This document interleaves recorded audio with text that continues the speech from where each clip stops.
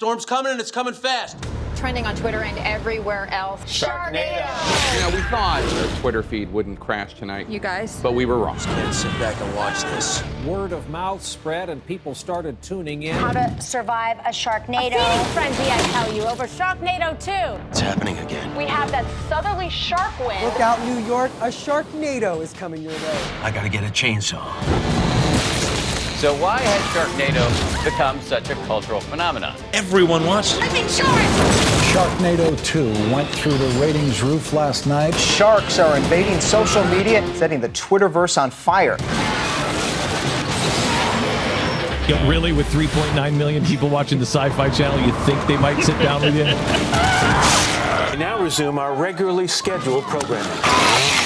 Who needs PR when you have the whole media world helping you? Sharks flying through the air. The Twister with teeth. 5,000 tweets a minute. We're gonna need a bigger chopper. 500,000 tweets in the past 24 hours. Oh, I've flown worse. When something bites us, we bite back. We gotta work quick before the Twisters merge.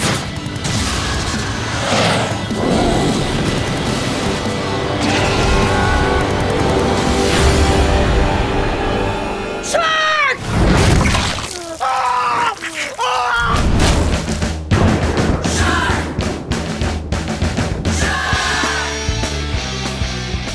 I mean, look, it's a tornado made of sharks.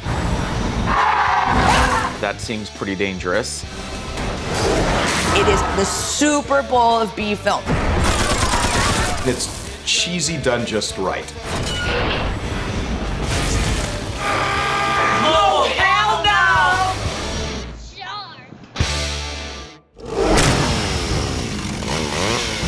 no! Before there was a Sharknado, there was a small company making small films. There have always been bad movies being made, but we thought we could make better bad movies. It's good. Not great. To understand Sharknado is to understand the company has a very long history with Syfy. You could probably go on the Syfy channel at any given time of the week and see one of our shows. We'll get a concept and they'll say, we want a movie with a giant shark and a giant octopus, and then do what you will. Who would want to watch these movies? Those kind of movies that the Asylum makes, those are pretty much my favorite kind of movies. There's sharks everywhere. Sharks? I love those movies. We're having dinner with the fine folks of Syfy. They wanted to know what projects we were working on, and we told them we had in development an idea of a film about sharks that were sucked up from a storm and that would dump out into the city. Not quite over the top enough for us. I've got this idea for Sharknado. We'll combine your idea and mine. I'm gonna repitch this. And we heard that and said, oh yeah, that's a better title. Chris comes running into my office and says, we have to do a movie called Sharknado. I'm the first person to say bad things about our movies, and do often. Didn't care for the title. The most ridiculous name for a movie. That is the dumbest idea I have ever heard. Sharknado. Really? Really? That's a silly name. Initially, I thought it was a little silly. It's so absurd and so unscientific. It's entirely possible that marine life can be drawn out of the ocean from twisters and things like that. It makes no sense. They make these movies all the time. There's so many low-budget movies, there's so many big-budget movies that you can care less about. I hired Thunder Levin to come in and do the longer treatment in the script. It's Sharknado. And I said, what do sharks have to do with the North Atlantic Treaty Organization? Because I heard Sharknado, and I was envisioning sharks fighting against the army in Europe or something. And he said, no, Sharknado, a tornado full of sharks. And I said, oh, well, that's the most ridiculous thing I've ever heard. And if I can write it like that, I'm in. The script made no sense to me. It was just really out there without being comical. I mean, it was a tough film because you wanted the outrageousness of it, but there's still a structure and a way to produce these films that you kind of have some authentic, real grasp to what the story is. And this clearly just went beyond that. There are many people who could not believe that this was actually a movie and not a hoax or a joke. A lot of people claim ownership over the initial Sharknado idea. My occasional writing partner, Jacob Hare, and I, we were brainstorming some ideas, and he goes, Sharknado, and I'm like, that's a great idea, and so we put it into a pitch. It was shipped off to Syfy. They rejected it twice, but I couldn't let it go, and I put a reference to it in this Leprechaun movie that I wrote. And he had made a movie called Leprechaun 2 for Syfy. Or Leprechaun's Revenge. It was one of the Leprechaun movies. And they had a throwaway line. Can I get a quote? Remember last time I gave you a quote? Yeah, when the tornado brought the sharks to the lake. Sharknado. It took me 2 years to live that stupid headline down. I saw that line, and I said, my gosh, that's a great line. I said, not only is it a great line, that's a movie. He loved the title so much that from that time, he pushed Syfy to make it. Somehow, somewhere, people had forgotten where it came from. Most of the time, I'll give Anthony credit when he's come up with something. I mean, after all, I didn't invent the word Sharknado. Sharknado was intended to be just another Saturday night creature feature, but first, it had to be made. Action! So when we came down looking for a director, we pitched Sharknado to Anthony, and he told us, well, surprisingly enough, that it's actually his movie. He had come up with the title, and maybe he was a little surprised that we were pitching it to him. it just seemed like the most obvious thing. It's like, well, here you have the director who came up with that title, and we want him to direct it. We pitched him to Syfy, and it was a fight. They felt that he was too much of a horror director. Syfy wanted us to keep looking. No one else wanted to direct the film. In the meantime, Anthony's storyboarding the film. You know, the script, he's like lobbying hard to do this, and we want to give it to him. Sharknado was a film adrift, a ship without a captain. We were getting to the point where it's just like, we have to find a director. It was nuts. As time wore on, we beat down Syfy, and they finally agreed to let us use Anthony. And for me, all was right in the world. This was a chance to actually do something that was visual effects, action, and comedy, which I really like. He's an animal. He's really dedicated every ounce of his being into the Sharknado movies. Anthony Ciferante has a very interesting style. Look this way, fall down, and you see the shark coming at you, and you go, What I thought was scattered and a bit haphazard, I've come to realize as genius. I can equate acting and directing to painting a picture. The actors are the particular colors, but it's the director who is painting the picture, using those colors to tell the story. And then I should cue shark blood? Is that teeth blood or what? Yeah. Shark blood. Anthony's ability to tell the story and knowing exactly what he needed from his actors is really brilliant. And there's sharks down below. Yeah. Because it's so scattered and fragmented that only in his mind is he able to pull it all together to make this story. He's incredibly imaginative, and he has the ability of forethought that I've never seen from anyone else.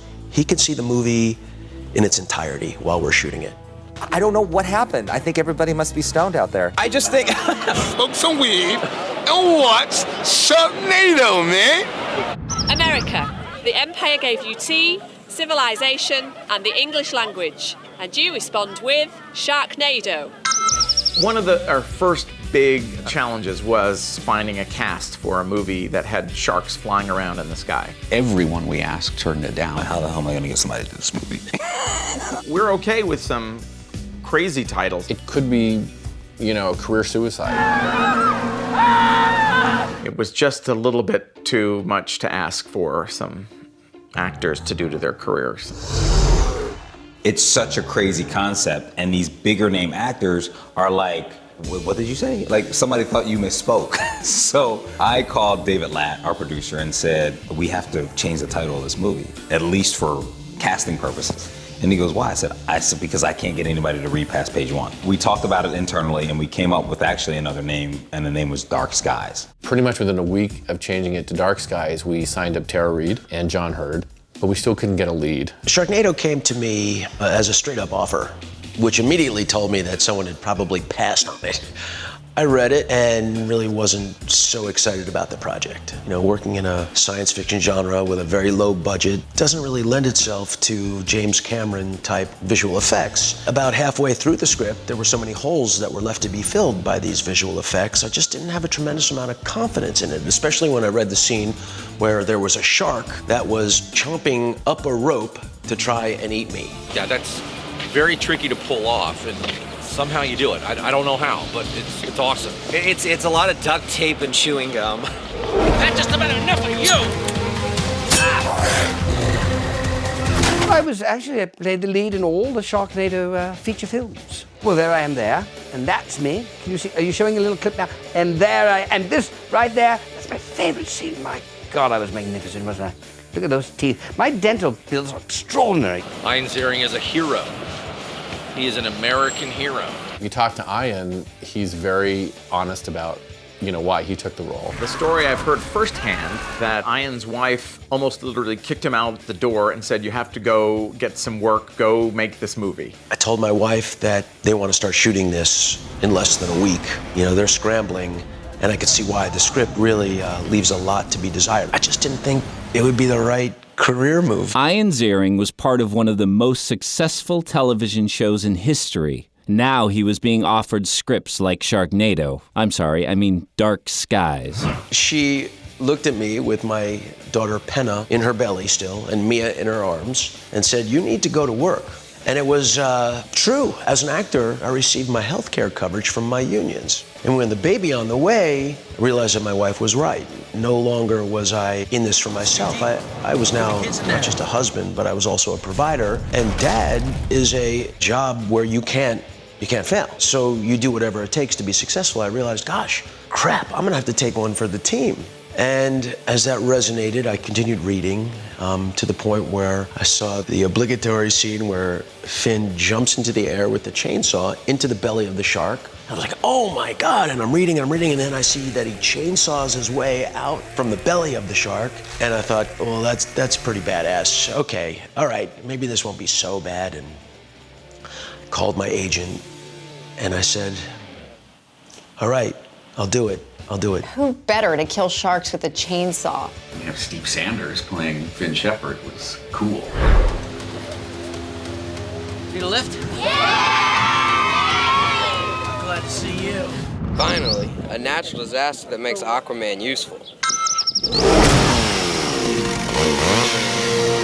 Now the producers had a director and a cast, but still very little money to make sharks fly. Hi, Los Angeles. I'm meteorologist Jen Delgado with your forecast today. Lots of sunshine around for you. The film is supposed to take place in a giant storm, and we shot that film in January in Los Angeles, which, if any of you are out here, and tell people in the Midwest with great glee that it's usually about 70 or 80 degrees and sunny in January in Los Angeles, and that's exactly what it was when we were filming that. Trying to create the end of the world with a sunny, perfect paradise, Southern California weather was nightmarish, to say the least. So there was a lot of challenges on the post side. There were many visual effects added on into the movie that were sky related. Basically, I would say 60–70% of the sky had to be completely replaced. I ended up doing about 300 visual effects shots for the film because I hated the sunny here and the cloudy there, so I had to try and, and our visual effects guys were completely tapped out, with all the effects they had to do. There's a lot of days spent with a camera team in a van and a picture vehicle with a couple actors in it. We're following one cloud, literally following one cloud, waiting for it to rain. And then we had to kind of augment whatever we didn't get practically with rain towers, and rain towers is extremely, again, time-consuming and expensive. All right, let's go ahead and roll it, and then we'll do the rain. Let's roll sound, roll sound. And it was extremely challenging, let's put it that way. These sharks in this movie are all, CGI. There's no real sharks, so, and some people are like, really? They're not real? So it's kind of funny. Ah! God, come on! Motherfucker! Sorry, I can't, ridiculous. I can't. You're in a soundstage and you have to look at a pink sticker and you're basically told to imagine sharks blowing up in the sky. What does a shark look like leaping through the air? You're really kind of overthinking it. I mean, what are the chances a car can turn into a robot?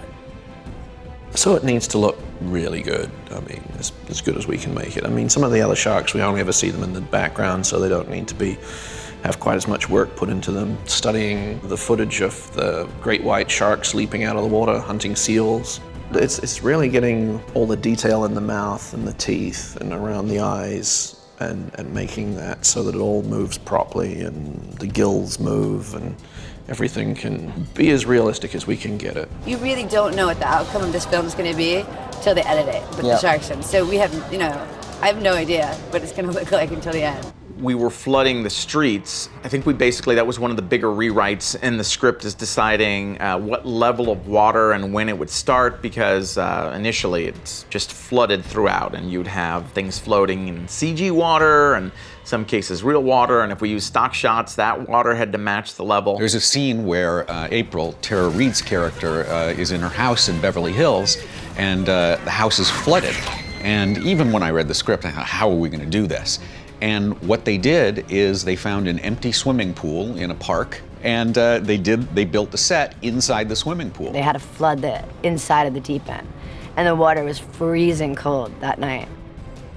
Things were on a slippery slope during production, and it only got worse. About 4 or 5 days into shooting, Anthony, our director, comes to tell the cast that they're titling Dark Skies Sharknado. Oh my God! No! And I thought it was a big joke because it was so preposterous. Sharknado, seriously, come on. Really? He's like, yeah. And I started to become pretty anxious about that because Sharknado is just so ridiculous. I couldn't accept that that was the reality. When Tara Reid found out the movie was going to be called Sharknado, she was upset. She didn't want to appear in a film that was called Sharknado. They wanted assurances, even after she signed the contract, that this film was not going to be called Sharknado, or else she was going to walk. We have no control over it. We're calling it Dark Skies. We do happen to like that title. It's a nice title. But knowing, I guess, full well that Syfy really has the control over those titles, and they like Sharknado. But we convinced her that we weren't going to do that, or that wasn't our intention. When I signed on to the movie, it was called Dark Skies. Hey man, the cast is so upset. They just found out that the name of the film is going to be Sharknado. I go, well, wait a minute, how do they know that? And they're like, oh, I think the director said something about it. And I think it was because Anthony was so excited about it because of the history. So what do you mean, Sharknado? What, Great White Skies wasn't available? And I just thought of that in 2 seconds.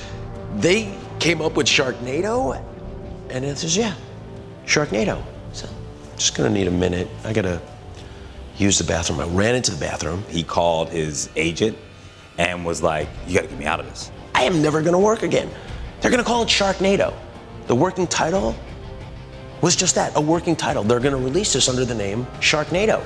The talent kind of unionized and demanded that we stop shooting until we get assurances that it will not be called Sharknado, because they will not be in a film called Sharknado. This was career suicide. We had to kind of go on set and calm everyone down and say it's called Dark Skies, however everyone wants to call it, and they want us to write down in legal form that it will never be called Sharknado. And I can't have that on my resume. No one's ever gonna hire me again. Are you kidding? Do whatever you can to get me off this. I said, Ian, don't worry, it's gonna be fine. It'll probably go right to video. No one's gonna see this movie. You're taking care of your family. And I was like, oh. What seemed like a low point in Ian Ziering's career now felt like the end of his career. Anthony's gonna do a good job. You guys are gonna look good. It's gonna be an awesome movie. We promise, And there was really like, all right, okay, well, we really trust you on this, but it was a tough sell. So I came out from the bathroom with pause, and I spoke to Anthony. I said, all right, Sharknado it is, but thinking that this is just gonna be a nail in my coffin. He took a chance on me because I was asking him to do things that were really weird, like, hey, birth yourself out of a shark, could kill any other actor's career, and he just did it with gusto. I know Anthony had to do some tap dancing. I don't know how he managed it, but they all stayed on, as we know. I'm surprised Ian Ziering didn't reach back into the shark's guts and pull in an Oscar for Best Picture.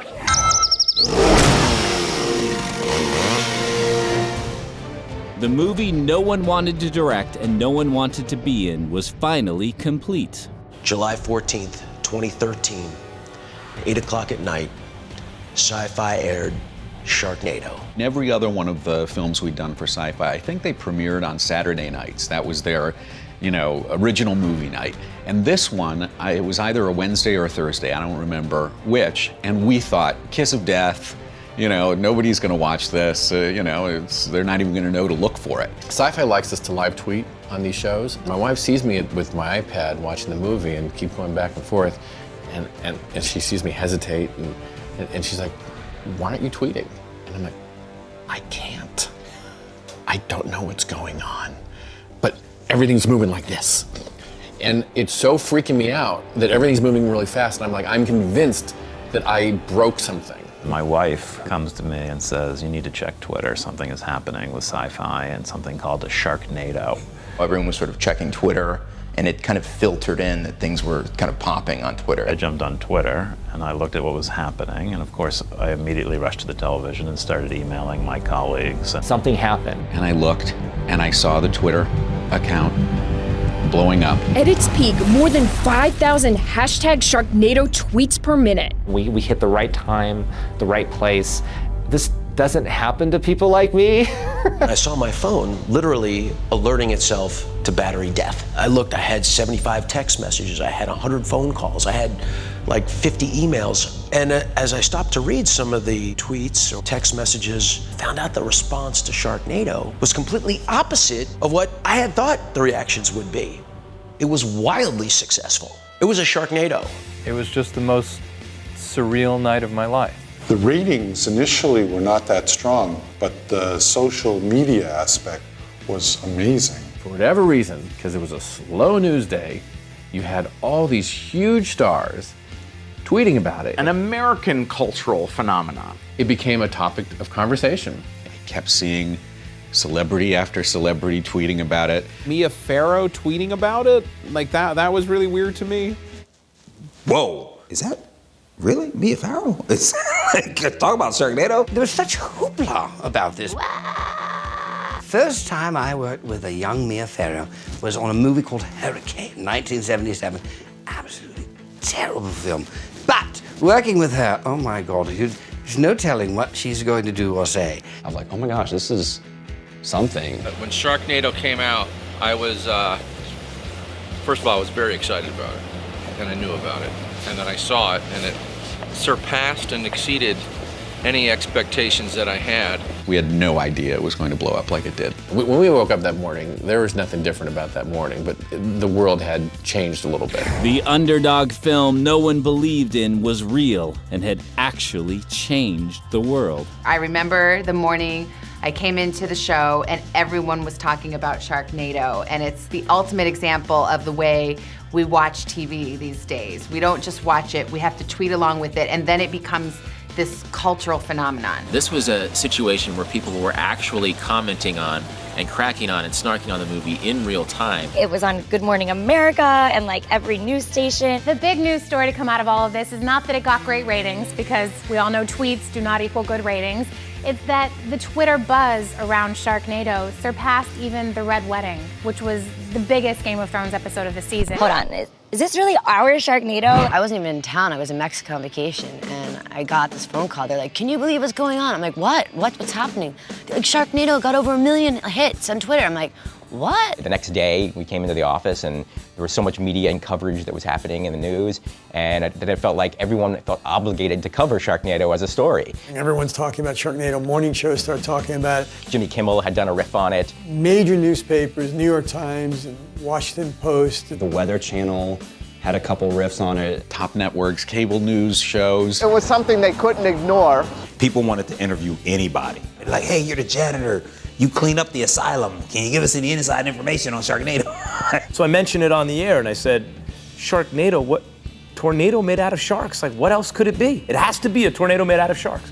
And I had to see that movie. It's the perfect marriage of two insane, frightening things turned into a cornball mishmash of awesomeness. It's so bizarre that they would be spending any attention on this thing, but across platform networks. It's one thing for the consumer press to call, but Nightline called and World News Tonight, and at that moment, there was a coup, a military coup in Egypt, and you're worrying about Sharknado? It's like, what the hell is going on here? What the hell indeed? How did a B movie about sharks in a tornado become a media sensation? Oh my God, we had a great night. I couldn't turn the television on at one point in time and not catch a Sharknado reference. What was bizarre is that it became a news cycle story for like a few days. I really started looking up like, wait a second, is this possible? Matt Damon, Born Supremacy, was talking on Kelly and Michael Strahan's show how he kind of dug the movie. Kelly and Michael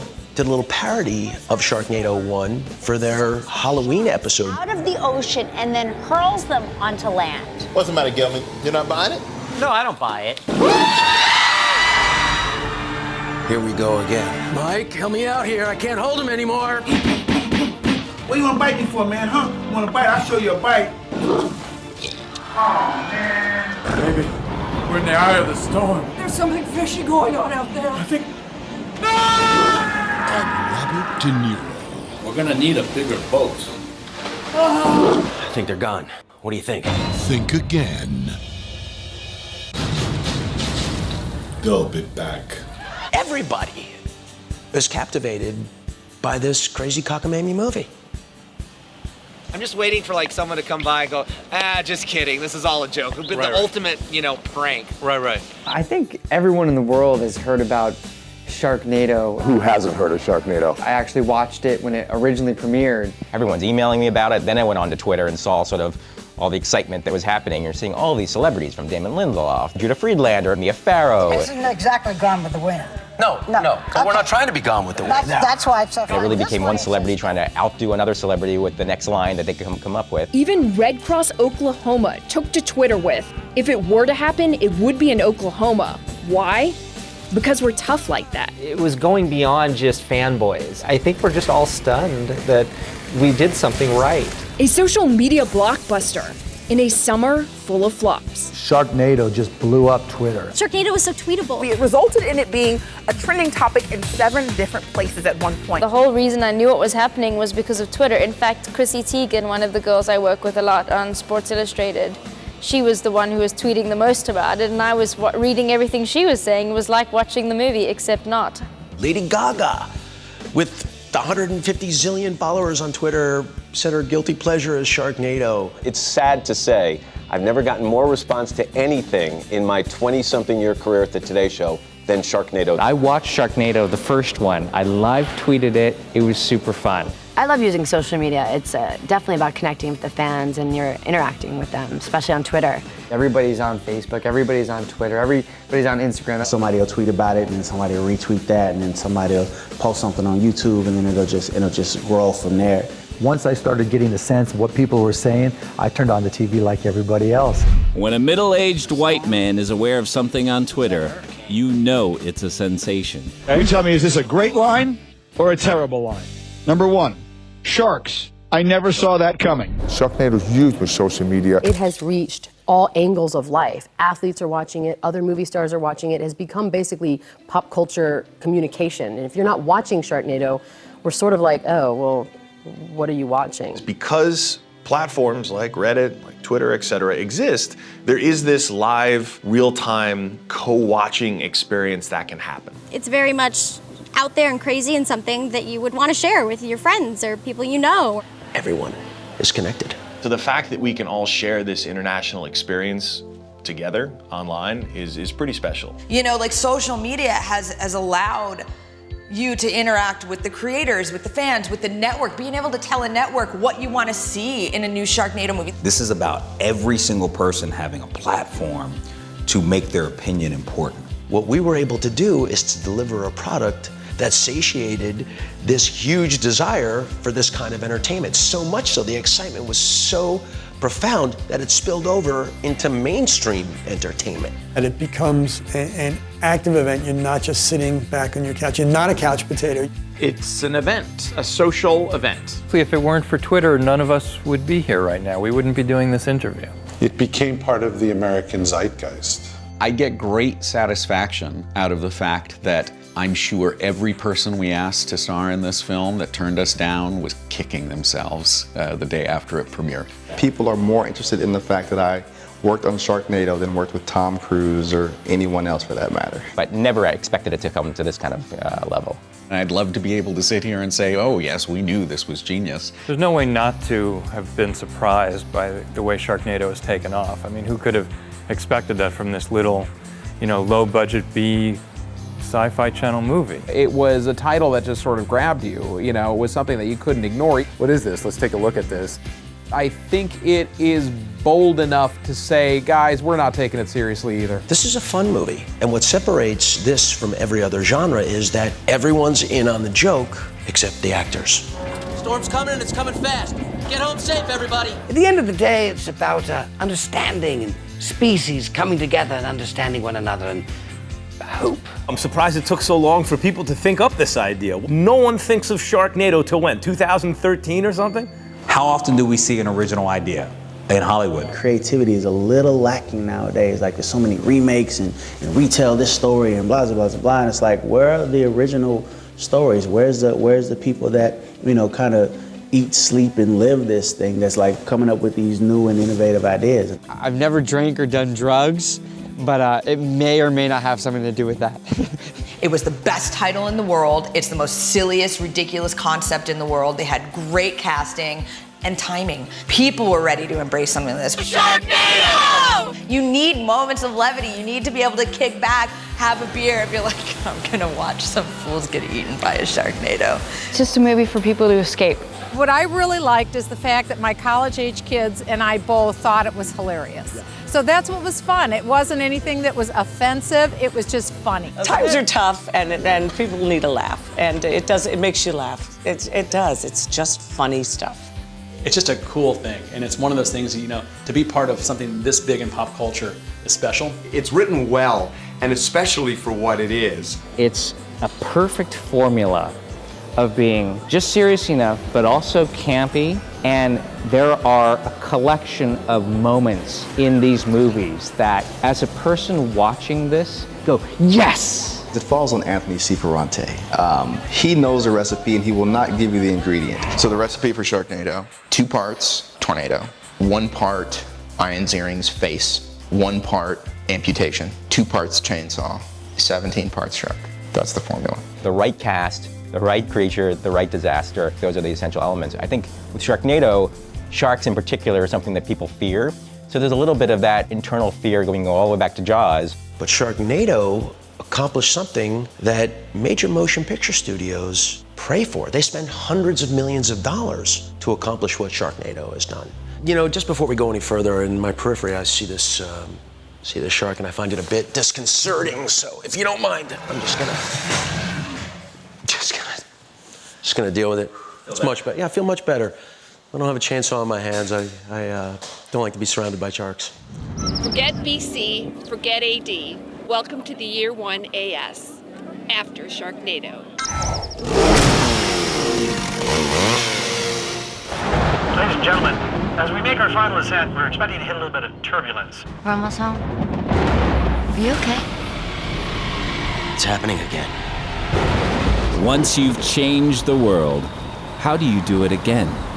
Maybe with a sequel. They made a real quick announcement about Sharknado 2, and of course we're going to say yes. Sequels have to be bigger than the first movie to succeed. We started talking to Syfy, and we told them we could get it done for next July. We have the full frontal assault of Syfy and NBC, and we had never experienced that before. They really wanted to ensure that they had the same type of reaction. Sitting in a huge boardroom where you had every department from Syfy and also a little bit from NBC coming in and kind of pitching on how they're going to craft Sharknado 2 and make it into a thing, including the head of the network, Dave Howe, and gave us kind of our challenges to make sure that we get lightning in a bottle twice. Leaving that meeting, you definitely have the pressure of, can we do it? The success of Sharknado was a surprise. Sharknado 2 had to be even more successful, and this time on purpose. You've set up expectations that are so high, it's really hard to meet high expectations. Who knows?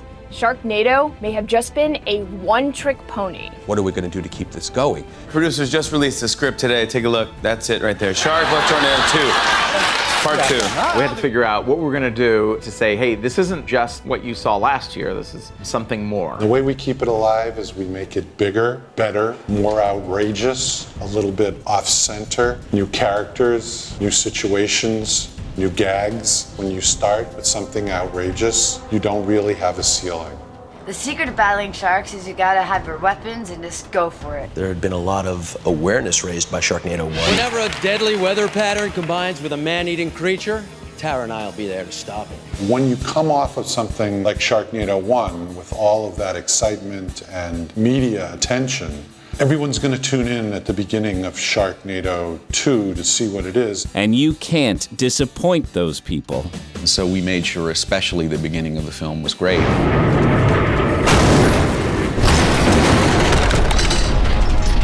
Mayday, mayday, mayday. This is flight 209. We've lost engine number 2. In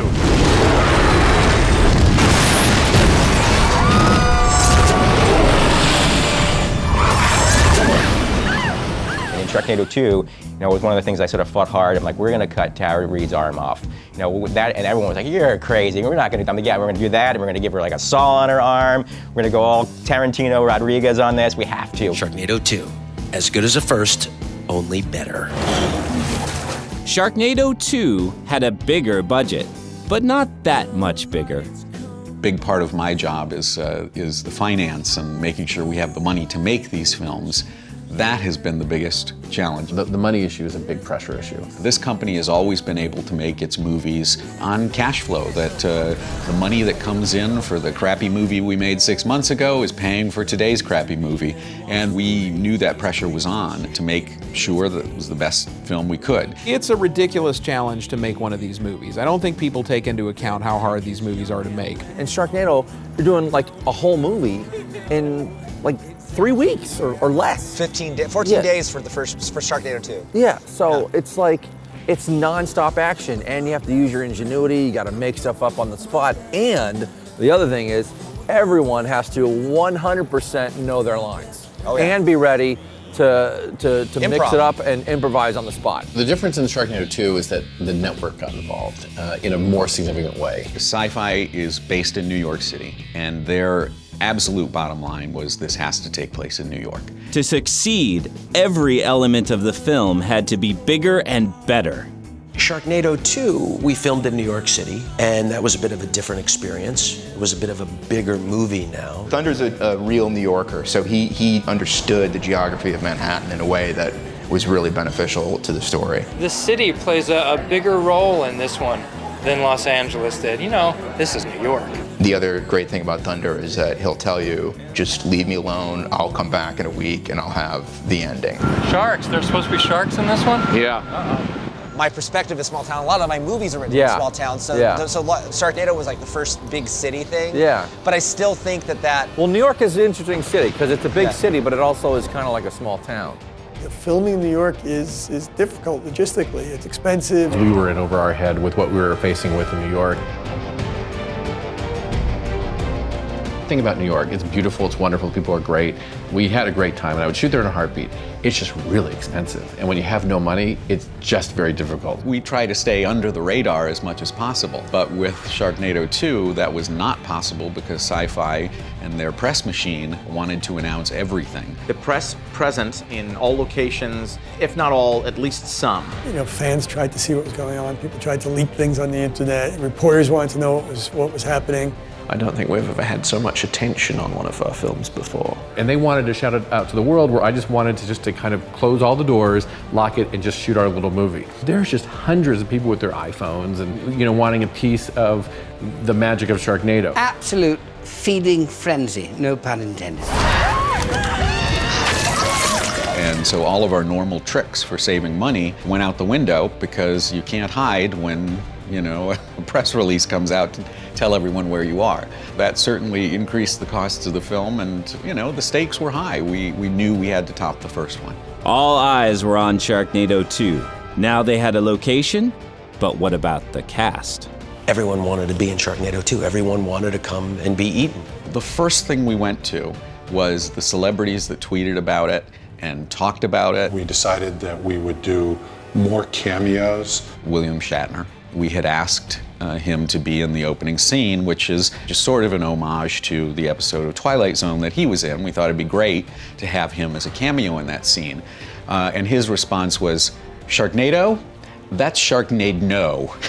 The enthusiasm that certain people have tweeting about the movie does not in any way translate to enthusiasm in actually being a part of the movie. Not one has agreed to do it. So to a certain extent, it's something for them to tweet about and be part of the fun, but I wish they would take it to the next level and actually be in the movie. I'm talking to you, Daniel Radcliffe. We did get a lot of people very interested in being a part of it.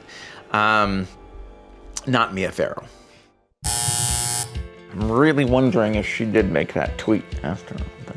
We got people like Perez Hilton, Will Wheaton. I was on the bench next to Jared. To be part of something this big in pop culture is special. You should really be eating fresh too, Kelly Osbourne in our opening scene on the plane was really a lot of fun.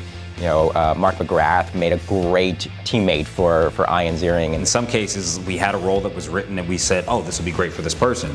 In other cases, it was like, who is it? We'll write something for him. Richard Kind. That scene, I forgot about that. Wasn't he cast the same day that he filmed practically? It was 11 o'clock at night. I had to be up at like 4 in the morning, so that means I was going to be up at 3. And I get a call going, we need to write something for Richard Kind. He's going to be in the movie. And it's like, okay, it's 11 o'clock at night. So I call Thunder, and Thunder's like, I just took an Ambien. And I was like, I'm asleep. It's like, great. So I was prepping the day, and I started sketching out what I wanted. And I called a buddy of mine in Los Angeles who help, we help each other out when we have when we're in binds. Sure. And I said, look, and can you just sketch this out so I can work with it, because I also have to do my shot list and everything else. So in that half an hour, he wrote something really quick, sent it back to me, and then I worked on it from there. A great example is Damon John from Shark Tank. You get a job already! We wrote something about him dropping a case full of money and going back to get a case full of money, and as a shark would go grab his money, he gets killed in the process of that.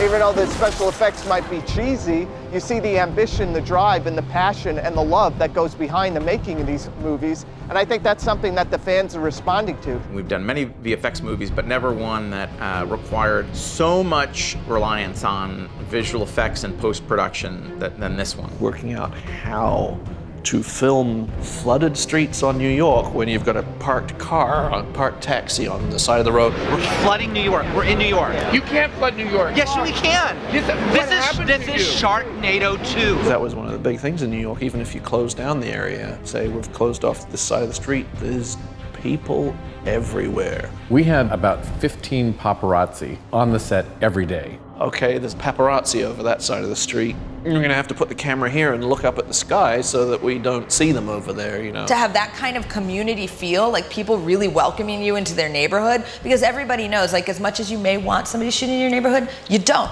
because it's a pain. They block your streets, like you can't get to where you're going. They're telling you to go to the other side of the road, even though you live right here. On this, people didn't care. People are like, oh wow, this is Sharknado, here, have a free pretzel, They're gonna bring in the washer and dryer here on the street, and Finn's gonna go up and he's going to wash his clothes because he just was in the subway where he got drenched. You can plan the shots, and then when you're there's a problem we didn't even consider. We don't have the washer or the dryer. Yeah. No, it's okay, we'll make it a dry cleaner. Do we have a washboard? What are we gonna do about it? All that stupid, dude. Oh man. Get it out here now. All right, I'm sorry. I'll get it. I'll make sure it happens for you. Sorry. I'm sorry. All right. That was challenging. It's the most important scene in the movie. Washer, dryer, Finn, washing his clothes, drying them, and then running to save the Empire State Building. Two things we didn't think we were going to get for Sharknado 2 was City Field, and the other thing was the subway, because I really wanted to shoot on the subway. Yeah. But we had to look at alternatives, and they had the Subway History Museum. Right. And they said we could shoot there, and it's like, then we got to do green screen and all this stuff. And we had to go meet the head of MTA. Oh, really? And it was like going to the McCarthy hearings, because here's like 3 goofy kid-looking people. Like it looked like we were making a student film, because we just look like everyday schmoes. Yeah. We don't look like we're the corporate America studio film. And we're going in there, and all these people from MTA are sitting there. And we thought we were on trial, and then we started explaining what we wanted to do, and I think they go, we feel sorry for you guys. You know what we're gonna do? We're gonna give you the subway for 4 hours at this location. If you can do it in that amount of time, we'll let you do it. We rented the subway, you know, a section of it. I was told we got it for free, and then found out it was $30,000 for that day. Yeah, we were on 42nd Street on the S train, Yeah. I think. Just going back and forth from Grand Central to Times Square, yeah. Like I said, we had only a tiny bit of time to do it. Yeah. So we had to get all the dialogue, and then literally the last 15 minutes was all this chaotic action, and literally if we didn't get it, we were toast. Yeah, so, I thought you might collapse from like stress. I really did. We're filming and it's this long dialogue scene and there's action scenes and just insane and it got done. And then with Ian, it was that last piece. I said, okay, forget what's scripted, Ian. This happens a lot on these. I go, okay, Ian, here's what we're gonna do. Just trust me. And he trusts me, and that's the great thing about Ian. Yeah. And so it's like, okay, Ian, all right, you guys run, and okay, fall on the ground, Ian, fall on the ground, grab the bat, put the bat in there, and we're getting all these close-ups. Okay, get this camera, go over here, do this, and then cut, we're done. We gotta get off the train, and we got everything, and it cut together. Where is this damn train? Water spouts now have been formed over the Hudson and East Rivers. They're actually moving into Manhattan towards each other. So residents are encouraged to stay off the streets. I don't want to alarm anyone, but there is concern that New York may be facing a shark storm similar. Sharknado. A shark storm. With the budget rocketing out of control, the Sharknado crew was hit with the coldest winter in decades. Talking about temperatures that'll be anywhere from 10 to 15 degrees below normal with possible record lows. This was probably one of the worst winters that New York and the surrounding area had. Was it the polar vortex? It was a blizzard, snowstorm, and we were supposed to be filming a summer movie. Now, that was supposed to be set in the summer, okay? And it was like one of the coldest Februaries in New York history. It was like 5 below in Manhattan. And there was so much snow, it was crazy. It was like insanely cold. The wind chill made it 30 below zero, and we had no clothes on. We gotta go before the river. I can't say that words. We gotta go before the river quests. We had a lot of blooper outtakes of I can't speak. We gotta go before the river crest. I can't. Sorry. Chill. Yeah, do it. You got it. You know, we had all these heaters set up. You know, when the take was done, they ran over to the tents to get warm, and then they gotta get out there again and do their acting. I do remember freezing in a tent, hogging the heater somewhere near Times Square. We've had snow that was literally falling up, which I don't know how that happens. And it was one of the coldest days of that winter. It's supposed to be summertime, right? And it was about, I think, 17 degrees that day. Yeah. And windy, and it would be snowing 1 minute, and then the next minute it's snowing. I remember Mark McGrath freaking out because it was really windy.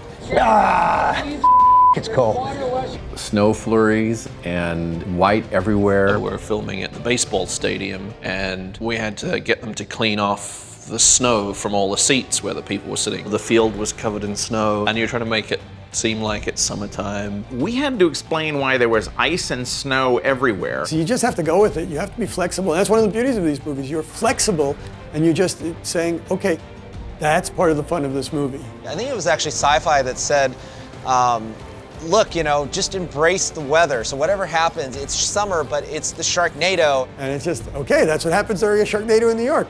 Snow happens, that's part of the phenomenon. Okay, that'll work. Whatever the weather ended up being, it was because sharks are in a tornado. Flying sharks that can rip your head off are no laughing matter. Sharknado 2, the second one, does not look ludicrous to me. It seems plausible to you? Not necessarily plausible.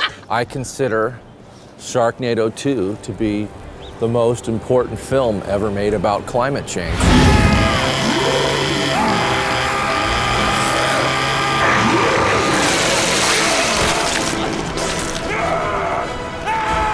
After battling the elements, the press, and the streets of New York, Sharknado 2 was ready to be seen. Last night marked the return of the man-eating tornado known as Sharknado. I've never seen anything like this. Stay with us. Can you tell us a little bit more about what's happening down there, Raphael? The bottom line with Sharknado 2 is it delivered. The Twitter reaction was bigger, the ratings were bigger. Oh my God, hashtag Sharknado 2, the second one. There are just no words, not even signs. LOL. Just the cohesiveness from 1 carried over to 2, although it was a different team. But somehow Anthony got everybody to bond and come together, and it was amazing, and it came through on the screen. It didn't lose its magic. The holy grail is to create something for television that you have to watch live, and Sharknado 2 was that. I just thought, wow, this is really something, and everybody at work the next day talked about it. My whole office talked about it the next day. We were on every morning show in television to where everybody knew Sharknado's, oh yeah, I know, yeah, and they know what it is. We had a call, I think, early Monday morning with the network, and I think I heard champagne popping in the background. Well, it rated really highly, and people loved it as much, if not more, than the first one. So it was a success. Social media, once again, got behind it. We were able to use the phrase 1 billion social impressions. So I think billion's a big number. That's gotta be impressive to many people. I know it's impressive to me. What is it that makes Sharknado so good and stuff? I don't know. You know, all the intricacies in it that make it work, you know, but I do know that it does work. Because I'm obsessed with Sharknado, because I'm obsessed with everything pop culture, and this is not just a movie, this is a pop culture phenomenon, and I wanted to be a part of it. Who doesn't want to be part of Sharknado? What's happened is all forms of media and entertainment, celebrities, they're all talking about Sharknado. It's fun. I mean, Sharknado is an event. Fierce Sushi Fest, because we're gonna cut these mother sharks up. There's something kitschy and hilarious, and of course deeply serious and moving about Sharknado. It's just a crazy thrill ride. It's a hero. It's people being eaten and yet living and then coming out of the body like, whoa. Tastes like my contact solution. And I am more than willing to suspend all reality to just be completely entertained by that. And I think all of us have sort of been eaten up by this whole thing. It blew Sharknado 1 out the water from a standpoint of social media, viewers, ratings, I mean, in every metric that you can measure. Holy shark. The first one, nobody knew that it was going to be this giant hit. And essentially, I imagine to a lot of like the stars that were in it, they were going, yeah, we're just making another sci-fi crazy movie. It's going to be super weird. And then you get to the second one and it's like, you know exactly what it is. You know everything that's going into it, and yet everybody's so excited. So seeing that it's been embraced by people is really pretty rad. Yeah, Tara. Oh. Yes! He just cut it in half. Was I surprised by it? Of course not, because Ian Ziering is starring in it, so I knew it would do really well. When I saw the cult following that came out afterwards, I don't think anybody was expecting that. It was pretty overwhelming and just really exciting in general. You can't capture the same lightning in a bottle in the sense of it wasn't a new phenomenon anymore, but the thing that it did do was sort of cement Sharknado's place in the zeitgeist. I think Sharknado is pop culture.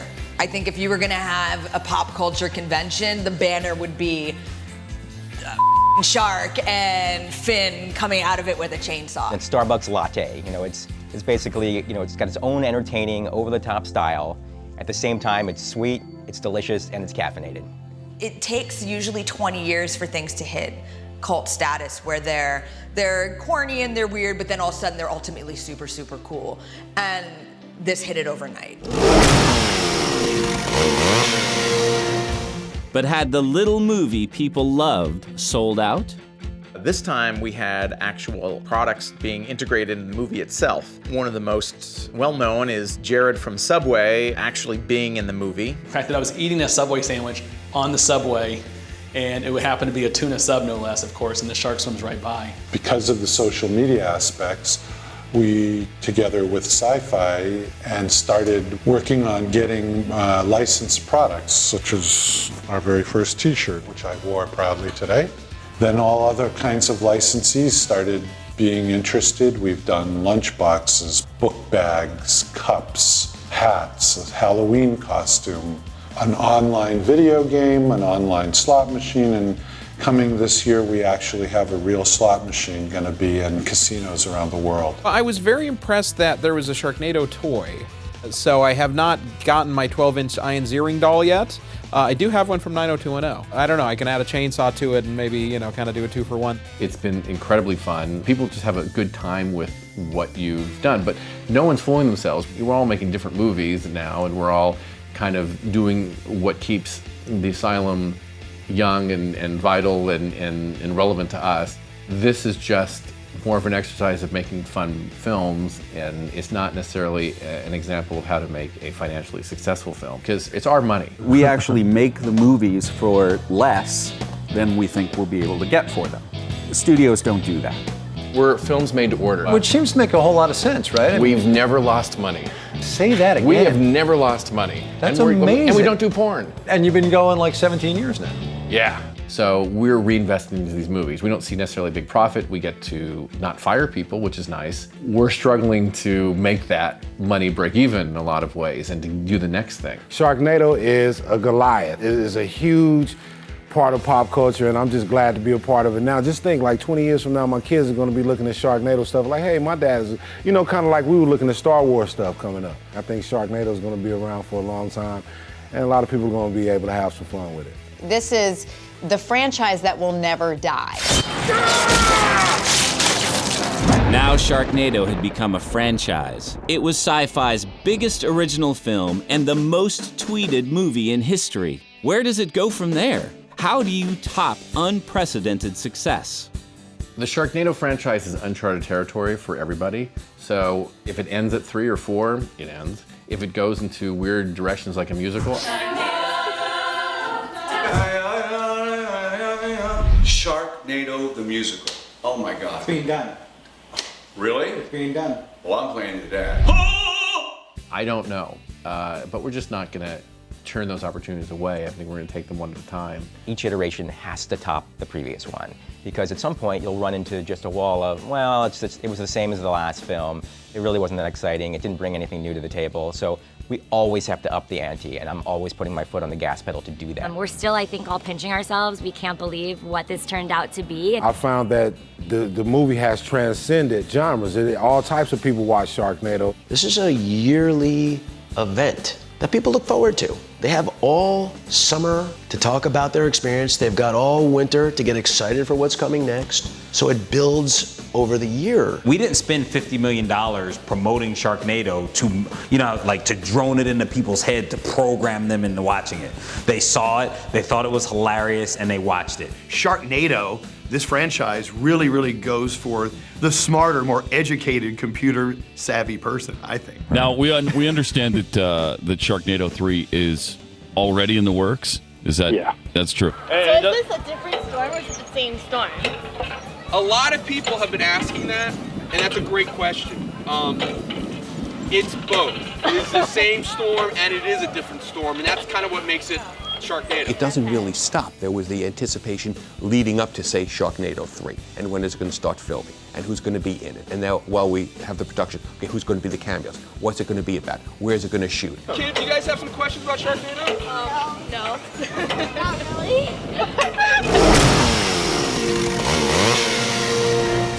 How do you keep fans interested in a movie called Sharknado? Who's going to be in 3? Do you know yet? Because are you working on 3 yet? It just gets more and more crazy. It's campy, right? It's fun.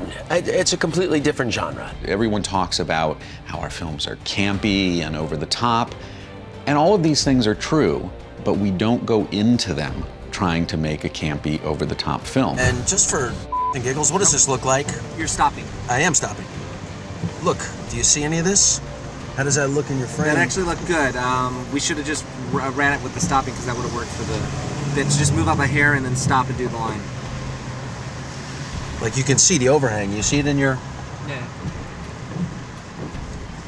Don't you see that? Yes. No, I wasn't talking to you. That was my line. I am a very firm believer that you can't do camp intentionally. If you do, it fails. Where it becomes campy is when everyone is sincere. There's a sincerity to it.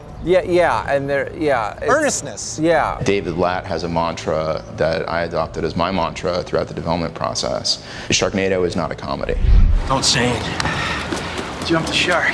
Sharknado is not a comedy. I'm gonna go to the toy store. For what? Well, you gotta have something for the bombs in the tornado, right? Yeah. I got you. You have to lie to yourself a little bit and say that it's not a comedy. They took my grandfather. So I really hate sharks. You need to be committed and act naturally in these imaginary circumstances for the ability to suspend the disbelief. Once you let the wind out of the sails, then the audience is going to turn the channel. You know, we as actors, when we're playing the scenes, we're doing them 100% seriously. And I think that's what makes movies like this work, because the characters are real with all the crazy shark stuff going around.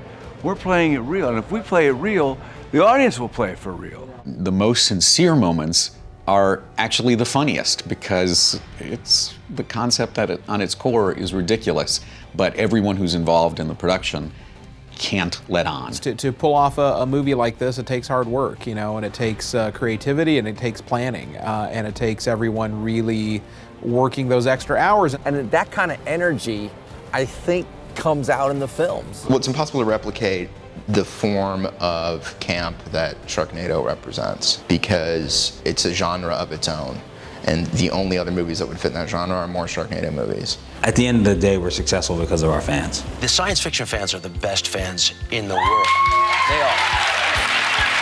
Sharknado fans are like no other fans I've ever met. Listen, who made Sharknado a hit? The fans made it a hit. People will take their time to watch, buy, go to movie theaters, watch our movies get made fun of by riff tracks. I mean, the most surprising people come out of the woodwork to proclaim their love of Sharknado. Let's go kill some sharks! You never know which direction the shark's gonna come from. You think we're safe in this building, and boom, here comes a shark through the ceiling.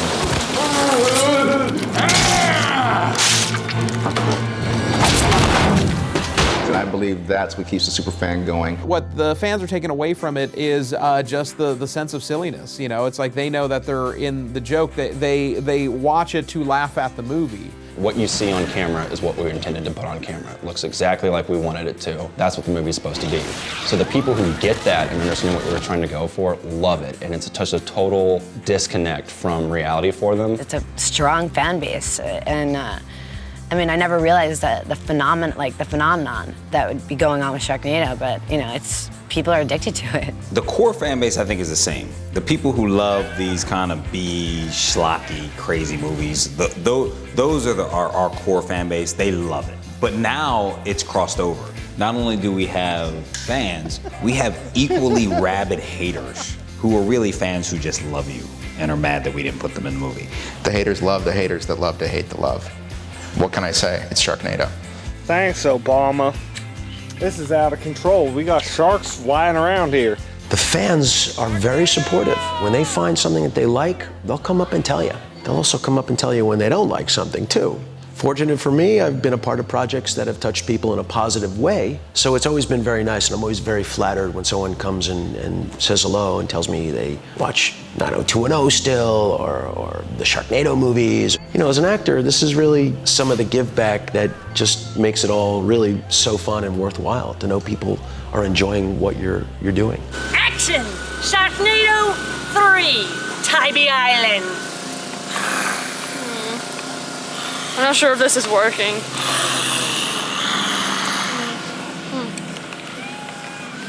Sharknado!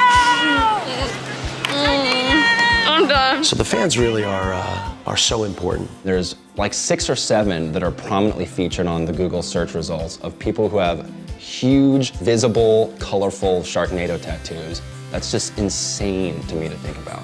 That's so permanent, you know.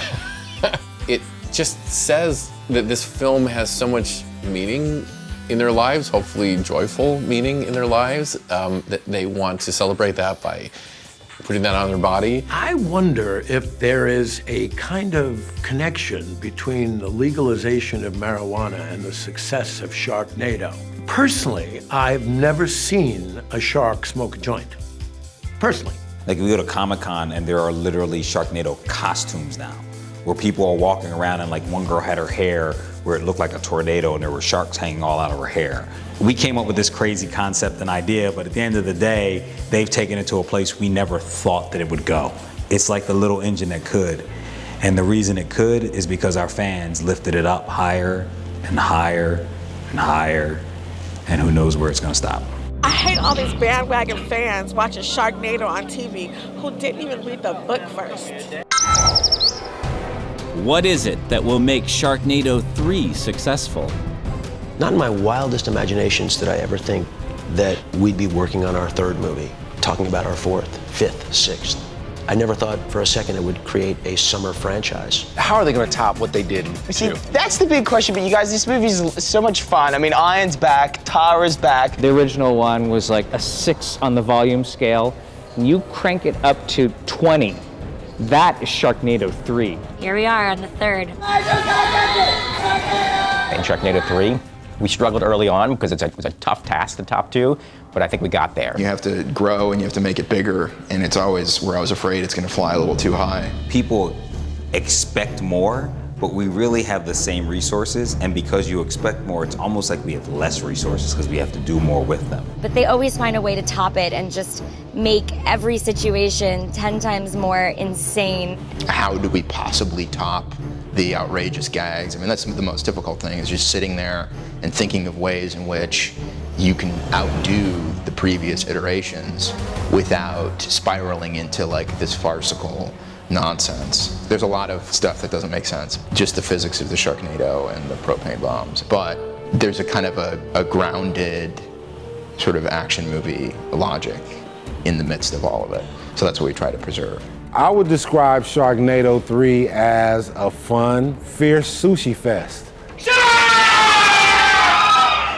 Sharknado 3 is coming to DC. It covers a little bit more territory in terms of the east coast of the United States. So a lot more places fall victim to Sharknadoes.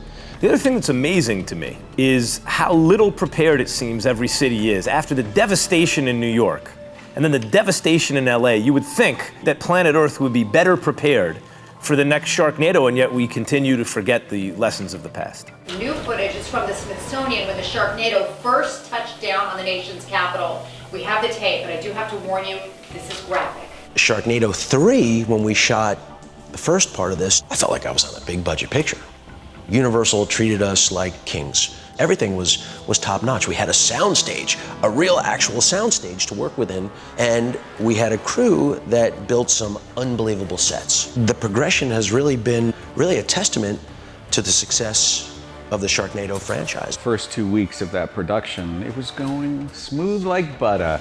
And this is so unlike our experience on Sharknado 2.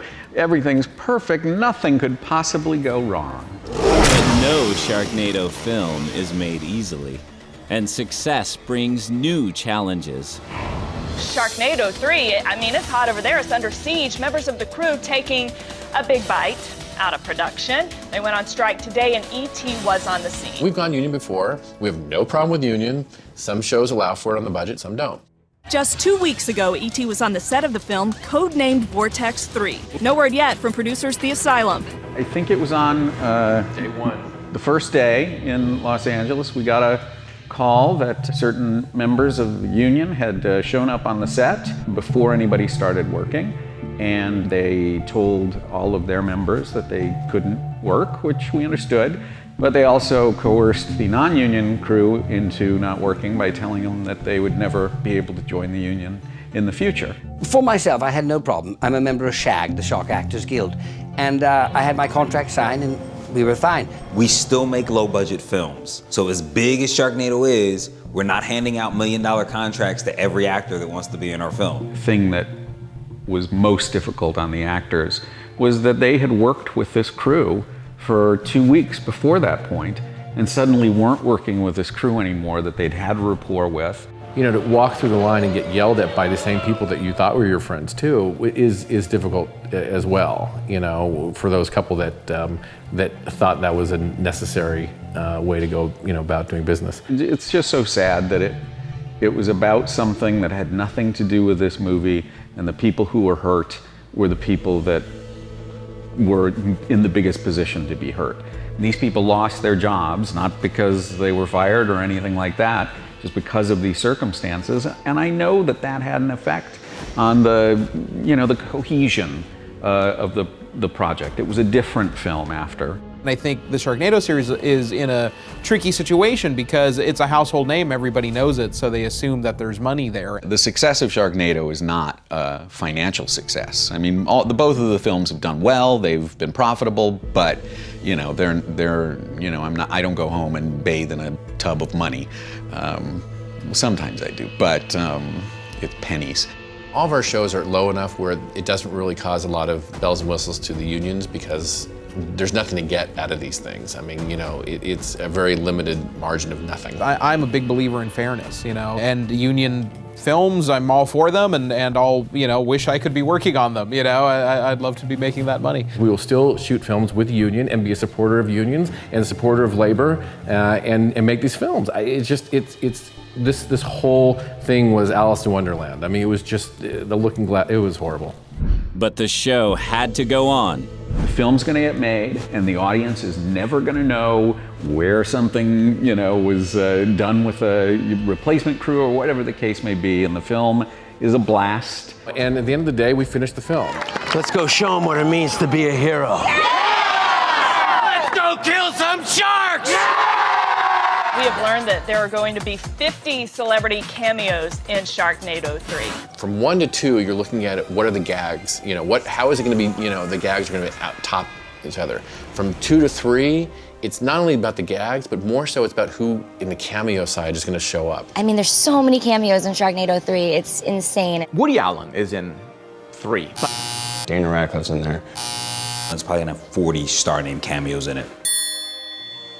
From every walk of life, like from professional athletes to actors to TV hosts. For 2, we were chasing after people. Please do a cameo in our movie. For this one, they were coming to us. We had to say no to people that wanted to do cameos. I have stars that are begging to be in the movie, and that, like, these ridiculously busy people, their agents are telling them, you can't do this. And they're like, no, I'm gonna do it. And they're like, no, but I need you that day. And they're like, yo, you have to clear my schedule. Not because we're making them the star of the movie, because they just wanna be a part of this crazy little movie that we have. We even brought back a guy that died in the second film. We did? When I said I want to be in Sharknado 3, they said, yeah, but you got eaten. He was saying, no, I can be my sister. And he sent a picture of himself in drag. It was hilarious. I convinced them that I survived, and they put me in Sharknado 3. I've been there, done that. We're stupid that way. It's just a crazy thrill ride, just like the first 2. You know, like, you better expect the unexpected, and you better expect the unexpected cameos that are coming into play too as well. You know, it's just, it's something that you can't really say what it's going to be, but you know that it's going to be ridiculous and it's going to be great. Every single extra is somebody famous. It was so much fun pulling up today and seeing Lou Ferrigno and Mark McGrath. The challenge is when you get a cameo that comes in the last minute is to make that work in the show. That's always been a challenge. This is going to be a cameo crazy movie. If you're into playing beverage drinking games with your buddies, as some of us are during Sharknado, this is going to be an interesting evening for a lot of people. You'll be drunk in the first 10 minutes. Completely gone. It'll be likely that Sharknado 3 breaks all Twitter records. Everybody's going to be going nuts, and I'll be right in the middle of it. I'll be live tweeting. It's just a fun movie, you know, it's for people to get together with friends and have dinner and watch a silly movie. I am not one to invite humans to my house, but I will have beverages and food, and I will invite anyone and everyone who wants to come to my house. Honestly, it's like a Super Bowl watching party. It's the same setup, same vibe. Adults want to be kids again, and I think Sharknado in its own way lets adults kind of just watch something totally ridiculous and laugh and have fun about it, and then it's such a social element. Sharknado! Becky Hammond-Myers and her crew are prepping for a watch party in the Sharknadium. I thought it would just be fun to just, you know, have a party and do drinking games and just be silly and act like a kid again. Sharks galore, a homemade Sharknado, and shark-themed drinks and food. So it's not only an event in the United States, it's a global event. One of my other favorite moments in Sharknado 3 was the scene where the President of the United States, played by Mark Cuban, introduces Ian Ziering, Finn Shepard, as the Presidential Medal of Freedom winner. I hadn't really given the speech as much thought until I was on set. It sent chills down my spine because it occurred to me in that moment how only 2 years ago, Finn Shepard was just this rundown ex-surfer running a little shack beach bar, and here only 2 years later, he was receiving the Presidential Medal of Freedom, and how that paralleled our experience making these movies. How just 2 years ago, we were making this strange little B-movie that hardly anybody was going to see, and now 2 years later, it's the third one in a franchise, and it's become a global phenomena, really. If we've learned anything from the Sharknado franchise, we've learned nothing can stop a tornado filled with sharks.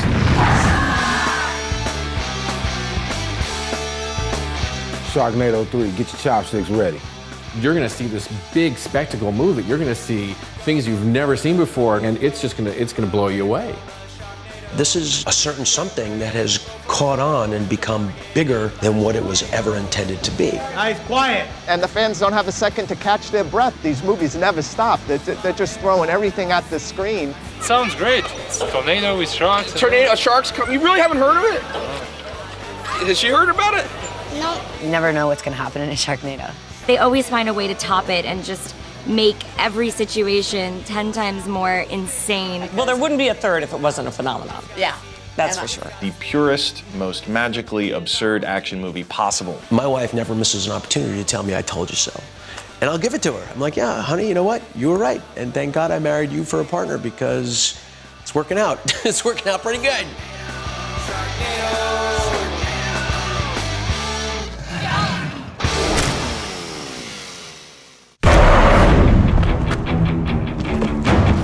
Shepard, the president needs you right now. The President of the United States. Not again. DC isn't safe. What? They're everywhere! You're not the only hero in the family. It won't be over until we figure out why this is happening and why it keeps coming back. If the storm heads south, it's going to get warmer and it's going to get stronger. Cities up and down the eastern seaboard are being put on red alert. You really are saving the world.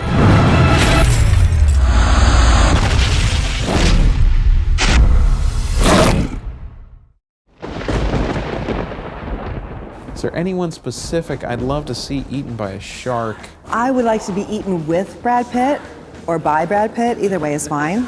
Flipper. A Barack Obama cameo would be amazing. I just got attacked by a shark. It's Seth Green. Nathan Fillion. J-Lo. Chomp. Nancy Pelosi. Bryan Cranston. I have a couple of agents. I want to see Dolly Parton in Sharknado. Maybe too short. A young Macaulay Culkin. Oh, no, it's obvious. Marcellus Wiley. Oprah. The entire Kardashian clan. They don't want to give his name. I'm just going to give his initials. Matt Lauer. Arnold Schwarzenegger for a shot. Get away from me, shark! The producers. I would like to eat the producers. My good friend Charlie Murphy. Matt Damon. God, wouldn't you like to bite into him one time? I love Ian, but he's got to go. Everyone but me and my family. How about that? Okay? Yeah. As long as I don't, I'm good with it. I'd love to see Richard Dreyfuss come and fight a Sharknado because I heard he's a little bit crazy. James Franco, come on, dog. Come on, baby. Ian McKellen. I'd like to eat anyone who played a hobbit, really. That's it, really.